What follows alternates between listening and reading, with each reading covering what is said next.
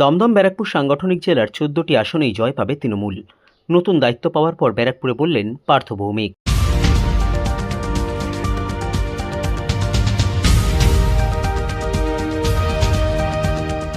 দমদম ব্যারাকপুর সাংগঠনিক জেলা তৃণমূল কংগ্রেসের সভাপতি হিসাবে নাম ঘোষণা হয়েছে ব্যারাকপুর লোকসভা কেন্দ্রের সাংসদ তথা রাজ্য তৃণমূল কংগ্রেসের সাধারণ সম্পাদক পার্থ ভৌমিকের।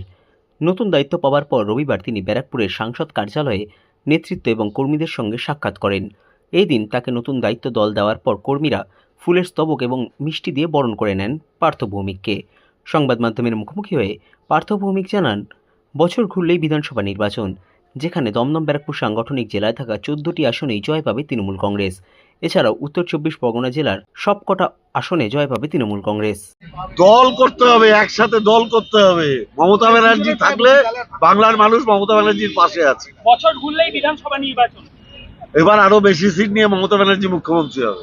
আর ব্যারাকপুর দমদম আমরা ১৪টা সিটি জিতবো, এই জেলার ৩৩টাই জিতবো। হ্যাঁ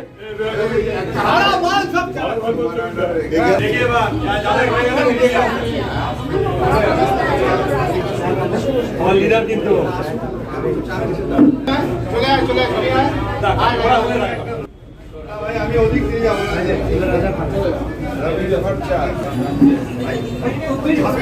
সুযোগ হবে, একটু ফোন টোন ধরবেন স্যার। সবচেয়ে বেশি গেছি আমাদেরকে একটু ভালো করে তোলে ওরা।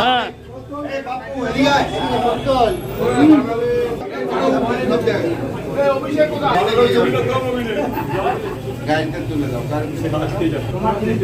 আনন্দ কলেজটা দেখে এই তো